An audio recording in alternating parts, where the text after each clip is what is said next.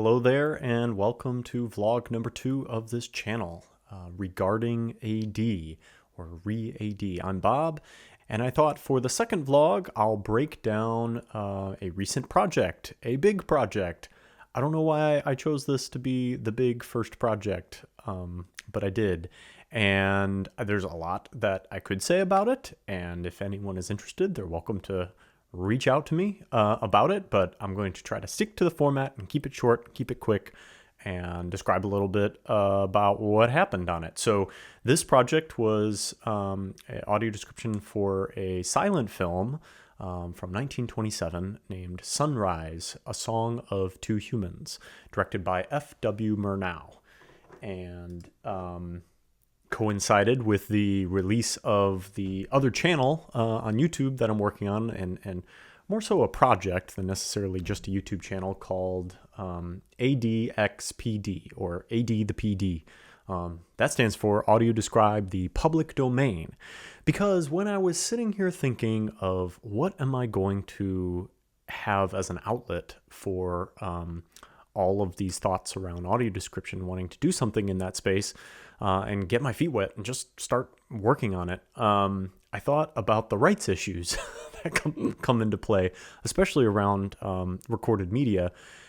So I thought, public domain is also a very fascinating area and something that I'm interested in terms of, whether or not art at all should be licensable and copyrightable is a whole fascinating topic and deep dive. But especially in the upcoming years here for film, at least, like movies, we're about to enter into some of the, golden age of films. Arguably, we've already had the golden age of films in the public domain, depending on your vantage point of what the golden age is. But what I did was I was kind of trying to research. So anyways, Sunrise, Song of Two Humans, it's out on YouTube.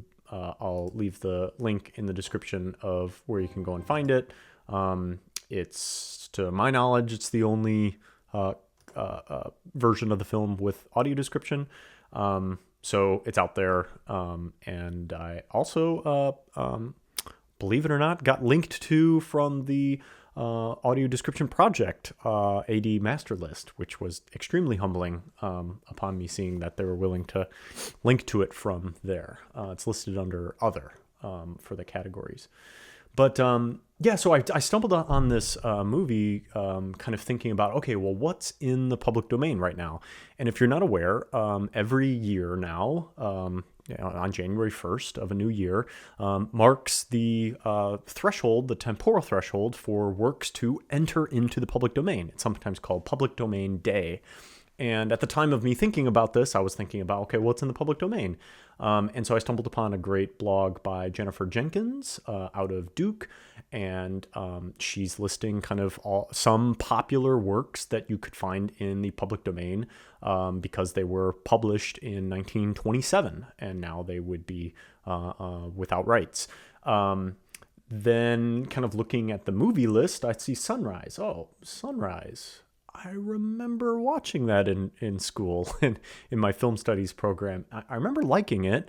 I remembered some oddball fact that it won an Academy Award at like the very first Academy Awards that ever had happened. And then F.W. Murnau, I remembered, okay, yeah, I really loved The Last Laugh by F.W. Murnau, which is another silent film that I could get into. But so I was like, okay, Sunrise, let's bite that off. Let's do it. I mean, there's several really great options on this list, including Metropolis, and you just go down the list and you can see the Jazz Singer is often cited as the first film with synchronized sound. Although with Sunrise, I did find out that there were some early technologies being used to try to have a synchronized sound playback of a soundtrack of the score. More on the score later. But so anyways, so I picked, let's do Sunrise. Let's audio describe an entire feature-length film which is silent, and I'll get to my lessons learned on that soon later. But I leveraged a tool that I'm used to using in the media production world called frame.io. So this tool, oh, there's not going to be any sound here because it's a silent film. But in looking through this tool, it has a video player on the main part of the page. And then on the right side of the page, there are a whole bunch of comments that have been left by one person, me. Usually this is a collaboration tool in which people are tagging different points in a piece of media, and they're having a running dialogue back and forth about what might need to change and happen on that piece of media. I was just using it as a tool, especially on my phone, when I had free time, to just pull it up, jump to where I last left off, and hit play. And then as I'm having kind of running thoughts about what the description might be, kind of throwing it down as a comment to myself. I did a little bit of editing of the comments and descriptions in this software, but mostly just exported this out of here and threw it into a Word doc to kind of continue. So, once I had it kind of in a Word document, I was noticing, whoa, like this is a lot. Like the first version of the audio description had 7,314 words. The final version has 7,805 words, so it even increased after revisions and looking into things. But the main thing that hit me at this point of feeling like, okay, I got through a first pass of the entire film, and then thinking about my options going forward, I thought, I was getting really sheepish to put something out there that didn't have a musical score with it. I don't know why. I probably could have swallowed that anxiety and nervousness and just been like, so what? I'm going to put out a silent film with just audio description. Who cares? But I was just thinking a lot about, like, we very rarely experience films in pure silence with like literally no audio track attached. And so my voice would be the only audio submitted, and it just put a lot of kind of, I think, unnecessary stress on the thing. And so, in looking over, okay, well, what are my options?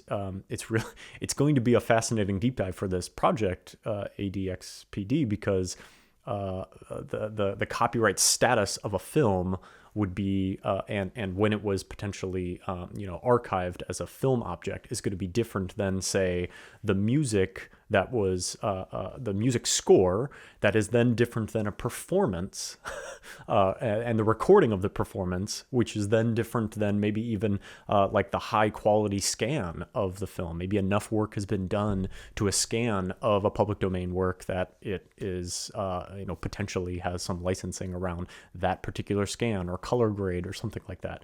So all of these issues combined, and I was just thinking, I think I'm going to try to rescore the film. There's lots I could go into on the scoring thing, and I think I'll have a whole separate vlog on that process. But I ended up what happened at the end of the day is I ended up with a Gen AI process and model. This out of a research group associated with Facebook called Music Gen. If you experience any of the work over the Sunrise movie that I did and the rescore, it's not great. I know it's not great. I'm not a musician. I'm not I don't have that talent. In many ways, I was just kind of throwing phrases. It's a text to music generator. So you could put in words and phrases, and you can even match up like existing melodies. But I was just kind of throwing anything and everything at it, and then just kind of squinting, so to speak, at the outcome to see if it vaguely fit motifs, and then I was just kind of building those as I went. So if I were to show you the Premiere project, this is I'm showing the kind of sequence of Premiere. One of these audio tracks, the one down here, number 3, is the score, and it's just a whole bunch of individual clips and sounds that I was getting out of this Music Gen process and throwing it in together. But I'm saying too much about the scoring than I wanted to. That I could go into more details of all the compromises that I ended up going through on that process. But so eventually I have it scored. that then kicks me off into, okay, let's try to lay down some audio description. And this is where some of the lessons learned are. I'm already at 10 minutes, but I'm going to keep going to 15. There was, in that first draft, there was so much kind of style mismatch throughout, including syntax and all sorts of other linguistic properties that I don't know enough about yet to talk about, but just kind of seeing the descriptions back to back, kind of reading them out loud, not even laying them down via recording, just really stood out to me. Like, wow, this is so mismatched. Like, there's no kind of cohesive voice to it. And it makes sense because I was pulling out my phone and chipping away at it and then putting it down for another week and then pulling it open. So really needing to go through and do a style confirmation process was really important. And this especially played in with characters and proper nouns, and just sort of, like the cast is described generically in terms of like the whole point of it is supposed to be fable and allegorical, and it's not supposed to be specific characters in time. So the title cards of the film read The Man, played by George O'Brien, The Wife, played by Janet Gaynor, The Woman from the City, Margaret Livingston. So I really had to kind of go back and really think about, like, okay, how am I using kind of their character names as given in the title cards at the very opening of the film? But then also kind of like, I don't know, I was trying to use a little bit of judgment throughout in terms of, do I always refer to Janet Gaynor's character as the wife, kind of in relation to the man, where the man is not always the husband, but in many ways, like, this is a film about two humans and the couple. And so thinking about them as husband and wife, or man and woman, or man and wife, or husband and woman, there was a lot of that going back and forth. And I think I stumbled into some areas in which, the relationship is not looking so great and there's strain on it. And I'm using more of like woman and man and not husband and wife, and then when they're, reconnecting and vibing, so to speak, back to using terminology like husband and wife. I didn't do that super intentionally all the time, but I found that interesting. Also, some other kind of big takeaways was just the whole kind of reading it out loud or writing for someone to speak. I was writing for myself to speak it, but for instance, I came across, I created a tongue twister. So I didn't realize it when I was writing it. I was just trying to be really succinct. So I wrote, I already passed it. I wrote, while they were rowing in the boat, I wrote, he rose as she sobs. He rose as she See, he rose as she sobs. And as I was trying to get that out in one of the drafts, I was just like, it's just not working. So I reconfigured the whole description to say, she sobs, face in her hands. He rose, head down. And that was able to be said much, much better, but also I think better captured like the moment going on. If I can pull it up in the, this is kind of cool that you can search the, how do I get to another one? Oh, go like this. So, obviously there's a lot of really stylistic elements to this film, where they're doing all sorts of interesting in-camera tricks that weren't really done much of the time. The Oscar that this won for was kind of like creative filmmaking, I think is what it was, like most creative. Yeah, so this is, she sobs, face in hands. He rose, head down. She sobs, face in her hands. He rose, head down. There you go. But, so let's see here. So tongue twisters. A lot of different re-recordings after laying down a track. I think I recorded 3 I did 3 passes of recordings, and some of them are hodgepodge in there. At the very end, the very last, it was about 35 different audio description clips needed to be re-recorded and reinserted, just in passing, kind of doing a quality control and listening through and realizing misaligning and could do something better and more interesting. But it's not perfect. I mean, even just in the sentence after this, something that sticks out to me like daggers is I mispronounce a word. The boat cuts through water as he argently rows. Argently, I say. He argently rows. It's ardently. Ardently. And I didn't really second guess that until it was already up on YouTube, and I'm sitting here listening to it going, Argently? Argently. No, that's not it. And I looked it up. So I know that there are a number of things that could be improved in this, and there's all sorts of additional opinions that could be applied to it. I mean, I think that's one of the biggest lessons learned and takeaways is to expand and refine the QC process. And I know if this was a big shop and money was changing hands, that would be a definite part of the process. And I definitely think additional perspectives would be included in any of this, right? The writing, the editing and refining, the quality control, that sort of thing. So I gladly accept feedback on the project. I also think, my audio mixing skills could do with a lot of work. I think I have a lot of skills to level up in that area, both from optimizing for vocal quality and voice recording, as well as I just left it as a flat, mostly flat, levels of the soundtrack in my rescore.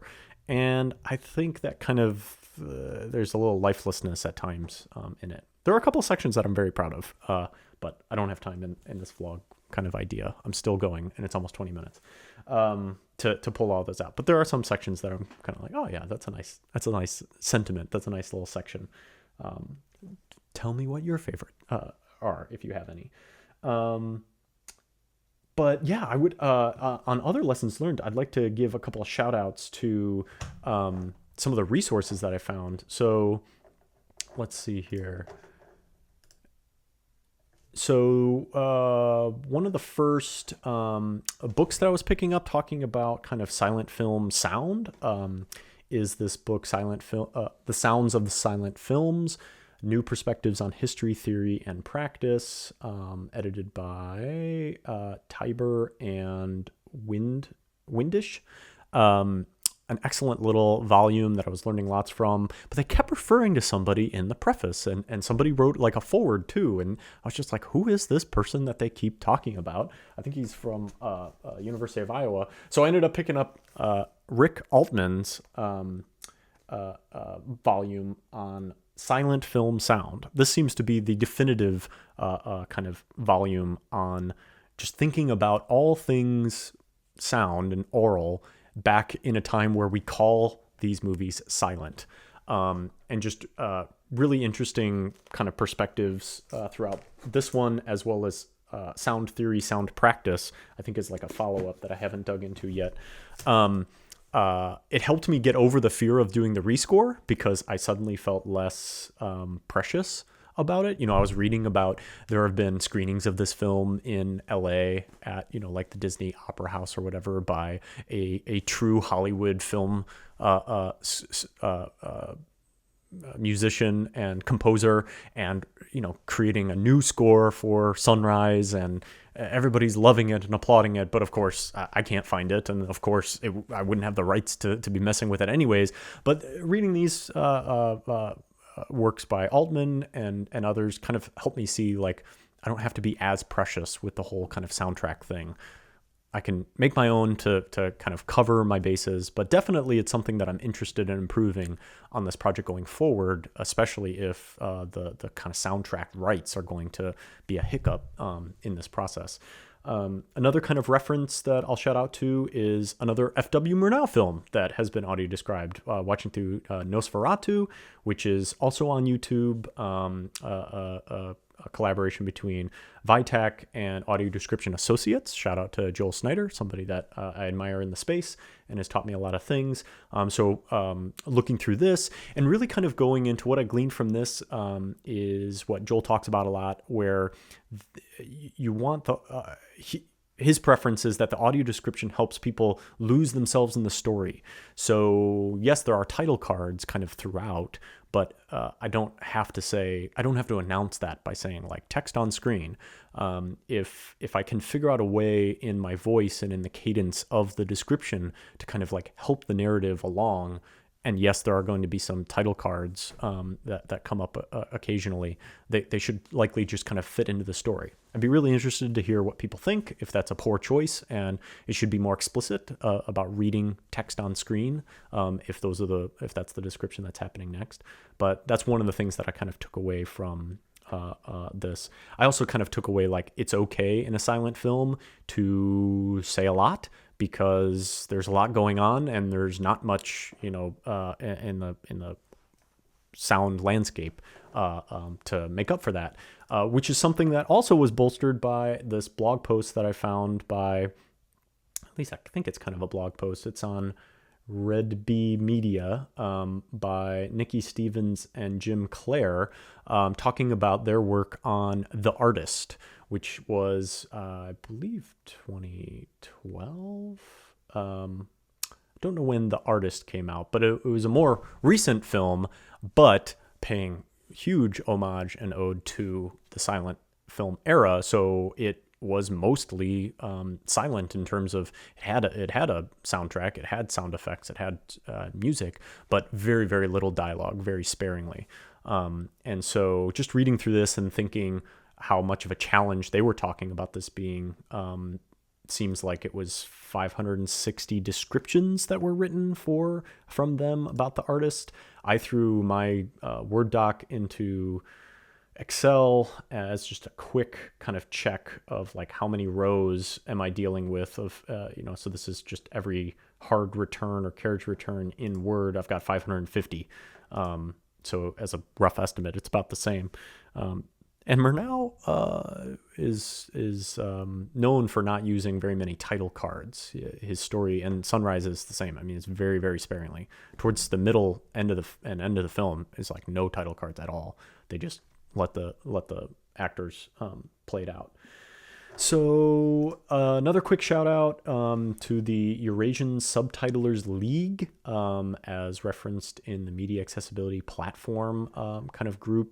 For those of you who don't know, in Europe, a lot of audio description is studied as part of audiovisual translation, or AVT, and there are a bunch of people out of Barcelona that are studying this, as well as other institutions in Europe. But there are particular people in Russia who are looking at audio descriptions and are paying attention to silent films, and they have a upcoming work, or it's out. I just haven't really dug back into this in a while to figure out if it's there, but they were putting together a lot of thoughts around style and necessities for audio description in silent films, and I'm really going to dig into this, especially if the public domain kind of space is leveraging these silent films.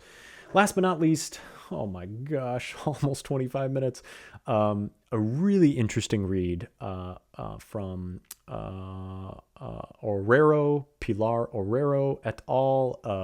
It's called Audio Describing Silence, Lost for Words. And I'm going to link to all of these resources and references in the description of this vlog. This was more like a meditation on the word silence as it relates to the task of an audio describer. And there were just so many really interesting points talked about in this write-up. And, from so many kind of complex situations in films which have prolonged silence, mentioned several times is 2001: A Space Odyssey, which actually does have a professional audio description out on DVD and stuff that I can check out, or you could check out. But also just sort of the nature of being silent, and is silent really silent? Some of the stuff that Altman goes into, and just those words and how we use them colloquially and what they mean. And I loved reading this and digging into it, and I'm sure I'll kind of find more pearls as things go on, and I keep referring to these people's work. I know they're titans in the field, so to speak. There's so much more to do. This was a big project, so I know there's lots left on the table, but I'm heartened by something somebody brought up to me, which is in art, you're never done. You're just done with it for now, or you've quit working on something. You're putting it down. It doesn't mean it's finished. It just means you're not actively working on it right now. And I think that's the case for this movie. Although I probably will keep going on some elements like metadata. I'm getting really into how metadata can and should be used, and in what ways are kind of metadata structures and and tagging and cataloging processes kind of doing a disservice to audio description. I think that could be really, like, for instance, reading about the artist has been described in the UK or something. It's like, oh, very righteous. All right, where is the artist playing? Let me try to figure that out. Oh, it's streaming on HBO Max. Okay, let me go over to Max. So I go to HBO Max, and of course, the streaming copy available through HBO Max or Max, whatever it's called now, doesn't have audio description attached to it. So I'm like, of course. So it is done. It's somewhere. Is it rights? Is it licensing? Is it purely metadata? Is it purely knowing that the thing exists and how to associate it with something else? There's some people thinking about that I'd love to get into. Posting this particular work and the audio description and all the associated files to some sort of repository. I got this scan from the Internet Archive. I think I have hopes to kind of do give back to that in a way and give back to the Internet Archive, but we'll see. I'd love to unlock the language option on YouTube that they only reserve for select few. And I know I'm not Mr. Beast doing 50 million views per video, but I know that the audio description community, users as well as producers, have been clamoring for this option that we know exists. We know multiple track streaming of video and audio is it's easy tech at this point. So it's beyond me why it's not available. I think it's more of a it's a big ship, so things move slowly on a big ship like YouTube. But come on, it should be a thing, and that would be great. So that way, my version could be out there, sans description, with description, 2.0 with upgraded, if a bunch of revisions can come in and stack, could there be kind of a new description published? I think that would be really interesting. And also that would provoke a lot of like research questions of, what gets changed over time? If more and more data gets fed into a description process, what is changing? What is optimizing? What does it mean to optimize? Diminishing returns could be looked at, all that kind of stuff. And of course, should the whole thing just be rescored again? I don't think mine's very great. So maybe that undercuts the whole value. I do have just the plain audio description timing available if anybody's like ready to rescore this thing and want it to be better or greater, or take my audio description in a different way. That's one of the mantras of the project, is it's public domain to start, so it's public domain all throughout. And so all the materials that are published from the project will enter the public domain via a Creative Commons Creative Commons CC0 license, so that anyone can do anything they want with the outputs. All right, well, 30 minutes worth of vlog 2. I don't know if I have the heart to cut this down. I think it's just going to air as is because I'm learning, and if these vlogs need to be 30 minutes because that's how long I ramble about these things, awesome. If it's nails on a chalkboard for this to be 30 minutes, then I will probably not post another 30-minute one. But I appreciate you sticking it out if you have for this long, and I invite any and every collaboration and idea possible that's part of the learning in public. Thanks so much.